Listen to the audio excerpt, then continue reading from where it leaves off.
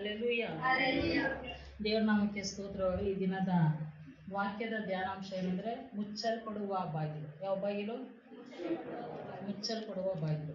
ಈಗ ನಮ್ಮ ಮನೆಗಳಲ್ಲೆಲ್ಲ ನಾವೇನು ಮಾಡ್ತೀವಿ, ಬಾಗಿಲನ್ನ ಮುಚ್ಚಲಿಕ್ಕೆ ಯಾರು ಬಾಗಿಲು ಸಮೀಪವಾಗಿರ್ತಾರೋ ಅಥವಾ ನಮಗಿಂತ ಚಿಕ್ಕವರು ಯಾರು ಇರ್ತಾರೋ ಅವ್ರು ನಾವೇನು ಮಾಡ್ತೀವಿ, ಸ್ವಲ್ಪ ಬಾಗಿಲನ್ನ ಮುಚ್ಚಿಬಿಡಿ ಅಂತ ಹೇಳ್ತೀವಿ ಅಲ್ವಾ.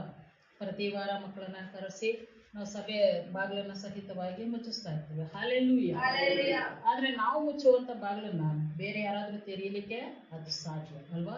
ಆದ್ರೆ ದೇವರು ತಾನೇ ಮುಚ್ಚುವಂತ ಬಾಗಿಲನ್ನ ಯಾರು ಸಹ ತೆರೆಯಲು ಅದು ಅಸಾಧ್ಯ. ಯಾರು ಎಷ್ಟೇ ತಟ್ಟಿದರು, ಕುಟ್ಟಿದರು, ಕಿರ್ಚಿದರು, ಗೋಳಾಡಿದರು ದೇವರು ಬಾಗಿಲನ್ನ ತೆರೆಯಲು ಅದು ಅಸಾಧ್ಯವಾದ ಕಾರ್ಯ. ಹಲ್ಲೆಲೂಯಾ. ಹಾಗಾದ್ರೆ ವಾಕ್ಯ ನಾವು ಓದಿದ ಹಾಗೆ ಆದಿಕಾಂಡ 7ನೇ ಅಧ್ಯಾಯ 16ನೇ ವಚನದಲ್ಲಿ ಏನಿತ್ತು? ದೇವರು ನೋಹನಿಗೆ ಅಪ್ಪಣೆ ಕೊಟ್ಟಂತೆ. ದೇವರು ನೋಹನಿಗೆ ಏನ್ ಮಾಡಿದ್ರು? ಅಪ್ಪಣೆಯನ್ನ ಕೊಟ್ಟಿದ್ರು. ಏನದು ಅಪ್ಪಣೆ ಅಂತ ಅಂದ್ರೆ, ನಾನು ಈ ಭೂಮಿಯನ್ನ ಜಲಪ್ರಳಯದಿಂದ ನಾಶ ಮಾಡ್ತೇನೆ. ಯಾಕೆ ದೇವರು ಜಲಪ್ರಳಯದಿಂದ ಭೂಮಿಯನ್ನ ನಾಶ ಮಾಡಬೇಕಾಗಿತ್ತು? ಪ್ರತಿಯೊಬ್ಬರ ಮನಸ್ಸು ಅದು ಕೆಟ್ಟತನದಿಂದ ತುಂಬಿತ್ತು, ಅವರ ನಡತೆ ಕೆಟ್ಟು ಹೋಗಿತ್ತು. ದೇವರು ಪರಲೋಕದಿಂದ ಭೂಮಿಯನ್ನು ದೃಷ್ಟಿಸಿ ನೋಡುವಾಗ ದೇವರಿಗೆ ಅಸಹ್ಯ ಅನ್ನಿಸ್ತಾ ಇತ್ತು. ಮನುಷ್ಯನನ್ನ ನಾನು ಯಾಕಾದ್ರೂ ಸೃಷ್ಟಿ ಮಾಡಿದನು ಅನ್ನುವಂಥ ಮಟ್ಟಿಗೆ, ದೇವರೇ ಪಶ್ಚಾತ್ತಾಪವನ್ನು ಪಡುವ ಮಟ್ಟಿಗೆ, ದೇವರೇ ಕಣ್ಣೀರನ್ನು ಸುರಿಸುವ ಮಟ್ಟಿಗೆ ಭೂಮಿಯಲ್ಲಿ ಕೆಟ್ಟತನವು ತುಂಬಿಕೊಂಡಿತ್ತು. ಇಂತಹ ಸಮಯದಲ್ಲಿ ದೇವರು ತಾನು ಸೃಷ್ಟಿ ಮಾಡಿದಂಥ ಈ ಭೂಮಿಯನ್ನ, ಮನುಷ್ಯನನ್ನ ಸಂಪೂರ್ಣ ನಾಶ ಮಾಡಬೇಕು ಅಂತ ಹೇಳಿ ಬಯಸಿ ನಿರ್ಧಾರ ಮಾಡಿಕೊಂಡಾಗ ದೇವರ ದಯೆ ನೋಹನಿಗೆ ದೊರಕಿತ್ತು. ಯಾಕೆ ಆತನಿಗೆ ದಯೆ ದೊರಕಿತ್ತೆ? ಆತನು ತನ್ನ ಸುತ್ತಲಿದ್ದಂಥ ಜನಾಂಗದವರ ಹಾಗೆ ತನ್ನ ನಡತೆಯನ್ನು ಕೆಡಿಸಿಕೊಳ್ಳದೆ, ಆತನು ದೇವರ ದೃಷ್ಟಿಯಲ್ಲಿ ನಿರ್ಮಲನಾಗಿಯೂ ಯೋಗ್ಯನಾಗಿಯೂ ಕಂಡು ಬಂದ ನಿಮಿತ್ತವಾಗಿ ಆತನಿಗೆ ದೇವರ ದಯೆ ದೊರಕಿತು. ದೇವರ ದಯೆ ದೊರಕಿದ ನಂತರ ದೇವರ ಅಪ್ಪಣೆ ಆತನಿಗೆ ಉಂಟಾಗುತ್ತೆ. ನಾನು ಈ ಭೂಮಿಯನ್ನು ಏನ್ ಮಾಡ್ತೇನೆ? ಜಲಪ್ರಳಯದಿಂದ ನಾಶ ಮಾಡ್ತೇನೆ. ಅದರಿಂದ ನೀನೇನ್ ಮಾಡು? ನಾವೆಯನ್ನ ಕಟ್ಟು ಅಂತ. ಅದುವರೆಗೂ ನಾವೆ ಎನ್ನುವಂಥದ್ದು ಭೂಲೋಕದಲ್ಲಿ ಕಟ್ಟಲ್ಪಟ್ಟಿರಲಿಲ್ಲ. ಅದುವರೆಗೂ ಮಳೆ ಎನ್ನುವಂಥದ್ದು ಭೂಮಿಯ ಮೇಲೆ ಸುರಿಯಲ್ಪಟ್ಟಿರಲಿಲ್ಲ. ಮಳೆ ಅನ್ನುವಂಥ ಹೆಸರೇ ಕೇಳದೇ ಇರುವಂಥ ನೋಹ ಅದನ್ನ ನಂಬ್ತಾನೆ. ನಾವೇ ಅನ್ನುವಂಥದ್ದನ್ನ ನೋಡದೇ ಇರುವಂಥ ನೋಹ ಆ ನಾವಿಯನ್ನ ಕಟ್ಟುವುದಕ್ಕೆ ಮುಂದಾಗ್ತಾನೆ. ಎಷ್ಟು ವರ್ಷಗಳು ಕಟ್ತಾನೆ ಗೊತ್ತಾ? 120 ವರ್ಷಗಳ ತನಕ ಆತನು ನಾವಿಯನ್ನ ಕಟ್ತಾನೆ. ನಾವಿಯನ್ನ ಕಟ್ಟುವಂಥ ಸಮಯದಲ್ಲಿ ಪೇತ್ರನ ಪತ್ರಿಕೆಯಲ್ಲಿ 1 ಪೇತ್ರ ವಾಕ್ಯದಲ್ಲಿ ನಾವು ನೋಡ್ತೇವೆ. ಅಲ್ಲಿ ವಾಕ್ಯ ಹೇಳೋದೇನಂತಂದ್ರೆ 3:20ರಲ್ಲಿ ನೋಹನು ನಾವಿಯನ್ನು ಕಟ್ಟುತ್ತಾ ಇರುವಂತ ಸಮಯದಲ್ಲಿ ದೇವರು ದೀರ್ಘ ಶಾಂತಿಯಿಂದ ಕಾದಿದ್ರಂತೆ. ಯಾವುದಕ್ಕೋಸ್ಕರ ಅಂತ ಅಂದ್ರೆ, ತನ್ನನ್ನ ಅಗಲಿ ಪಾಪಿಷ್ಠರಾಗಿ, ಗರ್ವಿಷ್ಠರಾಗಿ, ಅಸಹ್ಯವಾದ ಕಾರ್ಯಗಳಲ್ಲಿ ಮನಸ್ಸುಳ್ಳವರಾಗಿ, ಲೋಕದ ಇಚ್ಛೆಗಳಿಗೆ ಅನುಗುಣವಾಗಿ ನಡೀತಾ ಇರುವಂತ ಜನರು ಹೇಗಾದ್ರೂ ಸರಿ ಮನಸ್ಸಾಂತರ ಹೊಂದಿ ತನ್ನ ಕಡೆಗೆ ತಿರುಗಿಕೊಂಡಾರೇನು ಅಂತ ಎಷ್ಟು ವರ್ಷ ಕಾದರಂತೆ? 120 ವರ್ಷಗಳ ಕಾಲ ಕಾದರಂತೆ. ಸುವಾರ್ತೆ ಏನಂತಂದ್ರೆ, ಜಲಪ್ರಳಯ ಬರುತ್ತೆ, ಅದಕ್ಕೋಸ್ಕರ ನೋಹ ನಾವಿಯನ್ನ ಕಟ್ತಾ ಇದ್ದಾನೆ. ಆ ಪ್ರಳಯ ಬರುವುದರೊಳಗೆ ನಾವು ನಾವಿಯನ್ನ ಸೇರ್ಬೇಕು, ಅದಷ್ಟೇ ಸುವಾರ್ತೆ.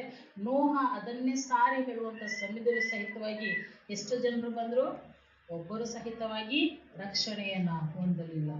ಈಗ ಪ್ರಳಯ ಬಂತು, ನೀರು ಏರುವಂತ ಸಮಯದಲ್ಲಿ ದೇವರೇನ್ ಮಾಡ್ತಾ ಇದ್ದಾರೆ? ನೋಹನನ್ನ ಒಳಗಿಟ್ಟು ದೇವರು ಬಾಗಿಲನ್ನ ಮುಚ್ತಾ ಇದ್ದಾರೆ. ಹಲ್ಲೆಲೂಯಾ. ಹಾಗಾದ್ರೆ 120 ವರ್ಷಗಳವರೆಗೂ ನಾವೇ ಸಿದ್ಧವಾಗ್ತಲೇ ಇತ್ತು, ಸುವಾರ್ತೆ ಸಾರಲ್ಪಡುತ್ತಲೇ ಇತ್ತು. ಆದ್ರೆ ಬುದ್ಧಿ ವಿವೇಕ ಇಲ್ಲದಂತ ಪಶು ಪಕ್ಷಿ ಪ್ರಾಣಿಗಳು ಜೋಡಿ ಜೋಡಿಯಾಗಿ ನಾವೇನ ಹುಡುಕಿ ಬರ್ತವೆ. ಆದ್ರೆ ಬುದ್ಧಿ ವಿವೇಕ ಇರುವಂತ ಜನರು ಅವಿಧೇಯರಾಗಿ ತಿರಸ್ಕಾರವನ್ನ ಮಾಡಿ, ನಾವಿಯನ್ನ ತಿರಸ್ಕಾರ ಮಾಡಿ, ಸುವಾರ್ತೆಯನ್ನು ಸಾರಿದಂತ ನೋಹನನ್ನ ತಿರಸ್ಕಾರ ಮಾಡಿ, ದೀರ್ಘ ಶಾಂತಿಯಿಂದ ಇದ್ದಂತ ದೇವರನ್ನ ತಿರಸ್ಕಾರ ಮಾಡಿ, ತಮ್ಮ ಅಸಹ್ಯವಾದ ಕಾರ್ಯಗಳಲ್ಲಿ ಸ್ವೇಚ್ಛತನಗಳಲ್ಲಿ ಉಲ್ಲಾಸ ಪಡ್ತಾ ಇರ್ತಾರೆ. ಹಲ್ಲೆಲೂಯಾ. ಈಗ ನಾವೇನಾಗಿದೆ? ತೇರುವುದಕ್ಕೆ ಪ್ರಾರಂಭಿಸ್ತು. ಈಗ ನೋಹನ ಕುಟುಂಬ ಮತ್ತು ಗಂಡು ಹೆಣ್ಣುಗಳು ಅಸಹ್ಯವಾದದ್ದು, ಶುದ್ಧವಾದದ್ದು ಅಂದ್ರೆ ಅಶುದ್ಧ ಮತ್ತು ಶುದ್ಧವಾದದ್ದು ಜೋಡಿ ಜೋಡಿಯಾಗಿ ನಾವೆಗಳಲ್ಲಿ ಪ್ರಾಣಿ ಪಕ್ಷಿಗಳು ಸೇರ್ಕೊಳ್ತಾ ಇದೆ. ದೇವರು ಬಾಗಿಲನ್ನ ಮುಚ್ಚಿದರು. ಹಲ್ಲೆಲೂಯಾ. ಹಾಗಾದ್ರೆ ದೀರ್ಘ ಶಾಂತಿಯಿಂದ ಕಾದಿರುವಂತ ಕರ್ತನಿಗೆ ಒಂದು ಕಾಲ ಉಂಟು. ಆ ಕಾಲದವರೆಗೆ ಮಾತ್ರವೇ ದೇವರು ದೀರ್ಘ ಶಾಂತಿಯಿಂದ ಇರ್ತಾರೆ. ನಾವ್ ಹೇಳ್ತೀವಿ ನೋಡು ನನಗೆ ಕೋಪ ಹತ್ತಿಸ್ಬೇಡ, ನಾನು ಸಮಾಧಾನವಾಗಿರುವಾಗಲೇ ನಾವ್ ಹೇಳ್ತಾ ಇದೀವಿ ಅಂತ ನಾವ್ ಹೇಳ್ತೀವಿ. ಆದ್ರೆ ನಮ್ಮ ಸಮಾಧಾನ ಎಷ್ಟು ಗಂಟೆಗಟ್ಟಲೆ ಅಥವಾ ಒಂದು ದಿನನೋ 2 ದಿನವೋ ಅಷ್ಟೇ. ಆದ್ರೆ ದೇವರ ದೀರ್ಘ ಶಾಂತಿ ಅನೇಕ ವರ್ಷಗಳವರೆಗೂ ನಮ್ಮ ಮೇಲೆ ಇರುವಂತದ್ದೇ ಆಗಿದೆ. ಹಲ್ಲೆಲೂಯಾ. ಆದ್ರೆ ಆ ದೀರ್ಘ ಶಾಂತಿಯನ್ನ ನಾವೇನ್ ಮಾಡಬಾರದು, ಮಿಸ್ಯೂಸ್ ಮಾಡಿಕೊಂಡು ದೇವರಿಗೆ ಅವಿಧೇಯರಾಗಿ ನಡೆಯಬಾರದು. ಹಲ್ಲೆಲೂಯಾ. ದೇವರಿಗೆ ಅವಿಧೇಯರಾಗಿ ನಡೆಯುವಂತ ಪ್ರತಿಯೊಬ್ಬರು ಏನಾಗ್ತಾರೆ ಅಂದ್ರೆ ಆ ಕೈ ಬಿಡಲ್ಪಡುವಂತ ಪರಿಸ್ಥಿತಿಗೆ ಒಳಗಾಗ್ತಾರೆ. ಈಗ ನೋಹನ ನಾವೇ ಅದು ಪ್ರಯಾಣ ಮಾಡ್ಲಿಕ್ಕೆ ಪ್ರಾರಂಭವಾಗ್ತಾ ಇದೆ. ಜನರು ಬಂದು ಏನ್ ಮಾಡ್ತಾ ಇದಾರೆ, ನಾವಿಯ ಬಾಗಿಲನ್ನ ತಟ್ತಾ ಇದಾರೆ. ತಟ್ಟಿದ್ರೆ ತೆರೀಲಿಕ್ಕೆ ಸಾಧ್ಯನಾ? ನೋಹ ತೆರೀಲಿಕ್ಕೆ ಸಾಧ್ಯನಾ? ನೋಹನ ಕುಟುಂಬದವರು ತೆರೀಲಿಕ್ಕೆ ಸಾಧ್ಯನಾ? ಅಥವಾ ಒಳಗಿರುವಂತ ಬಲಿಷ್ಠವಾದ ಸಿಂಹ, ಕರಡಿ, ಆನೆ ಅವೆಲ್ಲ ಬಂದು ತೆರೀಲಿಕ್ಕೆ ಸಾಧ್ಯನಾ? ಯಾಕೆಂತಂದ್ರೆ ಮುಚ್ಚಿರುವಂತದ್ದು ದೇವರು. ಅದಕ್ಕೆ ದೇವ್ರು ಹೇಳೋದು, ನಾನು ಮುಚ್ಚಿದರೆ ಯಾರು ತೆರೆಯಲಾರರು, ನಾನು ತೆರೆದರೆ ಯಾರು ಮುಚ್ಚಲಾರರು. ಹಲ್ಲೆಲೂಯಾ. ಹಾಗಾದ್ರೆ ದೀರ್ಘ ಶಾಂತಿಯಿಂದ ಇದ್ದ ದೇವರಿಗೆ ಸಿಕ್ಕ ಪ್ರತಿಫಲವೇನು? ಎಲ್ಲರೂ ಅವಿಧೇಯರಾಗಿ ತಮ್ಮ ಪಾಪಗಳಲ್ಲೇ ಮನಸ್ಸುಳ್ಳವರಾದ್ರೆ ಹೊರತು ದಯೆ ದೊರಕಿದಂತ ನೋಹ ಮಾತ್ರ, ಆತನ ನಿಮಿತ್ತವಾಗಿ ಆತನ ಕುಟುಂಬ ಮಾತ್ರ, ಆತನ ನಿಮಿತ್ತವಾಗಿ ಭೂಮಿಯಲ್ಲಿ ಇರುವಂತ ಕೆಲವು ಜೀವರಾಶಿಗಳಿಗೆ ಮಾತ್ರವೇ ದೇವರ ಕೃಪೆ ದೊರಕಿತು. ಹಲ್ಲೆಲೂಯಾ. ಹಾಗಾದ್ರೆ ದೇವ್ರ ವಾಕ್ಯ ಹೇಳೋದೇನಂದ್ರೆ, ಹಾಗಾದ್ರೆ ಹಳೆಯ ಒಡಂಬಡಿಕೆಯಲ್ಲಿ ಏನು ಜಲಪ್ರಳಯ ಉಂಟಾಯ್ತು ಅಲ್ವಾ? ಹಾಗಾದ್ರೆ ಈಗ ನಾವೇನ್ ಮಾಡ್ಬೇಕು? ನಾವು ಸಹ ಒಂದು ನಾವೇನ ಕಟ್ಟಿಕೊಂಡು ದೇವರು ಮುಚ್ಚೋದ್ರೊಳಗಡೆ ನಾವು ಸೇರಿಕೊಳ್ಳಕ್ಕೆ ಸಾಧ್ಯ ಆಗತ್ತಾ? ಹಲ್ಲೆಲೂಯಾ. ಇದು ಯಾವ ಕಾಲ? ಕೃಪೆಯ ಕಾಲ. ಈ ಕೃಪಾ ಕಾಲದಲ್ಲಿ ದೇವರ ದಯೆ ಏನಾಗಿದೆ? ಹೆಚ್ಚಾಗಿದೆ. ಅವ್ರಿಗಾದ್ರೂ 120 ವರ್ಷಗಳ ಕಾಲ, ನಮಗೆ 2000 ವರ್ಷಗಳ ಕಾಲ.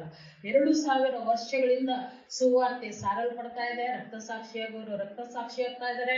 ಅತ್ಯಧಿಕವಾಗಿ ದೇವರ ಮಹಿಮೆಗಾಗಿ ಸೇವೆಯನ್ನು ಮಾಡುತ್ತಾ ಪ್ರಾಣ ಬಿಡುವವರು ಪ್ರಾಣ ಬಿಡ್ತಾನೆ ಇದ್ದಾರೆ. ವೈರಾಗ್ಯವಾಗಿ ಭಕ್ತರಾಗಿ ಜೀವಿಸಬೇಕಾದವರು ವೈರಾಗ್ಯವಾಗಿ ಕರ್ತನನ್ನ ಸ್ತುತಿ ಮಾಡ್ತಾ ಇದ್ದಾರೆ. ಸಾಕ್ಷಿ ಜೀವಿತವನ್ನ ಜೀವಿಸ್ತಾ ಇದ್ದಾರೆ. ಆದ್ರೆ ಅದರ ನಡುವೆ ಎಷ್ಟೋ ಜನರು ತಣ್ಣಗೂ ಅಲ್ಲದೆ ಬೆಚ್ಚಗೂ ಅಲ್ಲದೆ ತಮ್ಮ ಜೀವಿತವನ್ನ ನಾಮಧೇಯ ಕ್ರೈಸ್ತರಾಗಿ ಕಳೆದುಕೊಳ್ತಾರೆ. ಇನ್ನೂ ಎಷ್ಟೋ ಜನರು ತಮ್ಮ ವಿಗ್ರಹಗಳಲ್ಲೇ ಸಂತೋಷ ಪಡುತ್ತಾ, ತಮ್ಮ ಪಾಪಗಳಲ್ಲಿ ಸಂತೋಷ ಪಡುತ್ತಾ, ತಮ್ಮ ಸ್ವಬುದ್ಧಿಗಳಲ್ಲೇ ಸಂತೋಷ ಪಡುತ್ತಾ ಕರ್ತನ ಹೆಸರನ್ನ ತ್ಯಜಿಸಿ ಬಿಟ್ಟವರಾಗಿ ಎಷ್ಟೋ ಜನರು ನಿಂತಿದ್ದಾರೆ. ಹಲ್ಲೆಲೂಯಾ. ಅವರಿಗೂ ಸಹಿತವಾಗಿ ಒಂದು ದಿನ ಏನಾಗುತ್ತೆ? ಬಾಗಿಲು ಮುಚ್ಚಲ್ಪಡುತ್ತೆ. ಯಾಕೆಂದ್ರೆ 120 ವರ್ಷಗಳ ಕಾಲ ಕಾದಿದ್ದಂತ ದೇವರು ಈಗ ಏನ್ ಮಾಡ್ತಾ ಇದಾರೆ?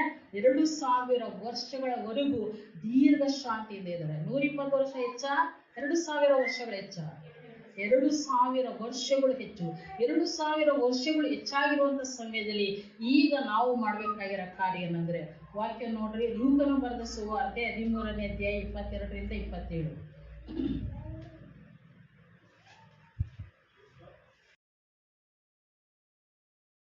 ಇಲ್ಲಿ ವಾಕ್ಯ ಏನ್ ಹೇಳ್ತಾ ಇದೆ? ಯೇಸು ಸ್ವಾಮಿ ಪಟ್ಟಣಗಳಿಗೆ, ರಾಜ್ಯಗಳಿಗೆ, ದೇಶಗಳಿಗೆ ಸುವಾರ್ತೆ ಸಾರಿದನು ಅಂತಿದ್ಯಾ?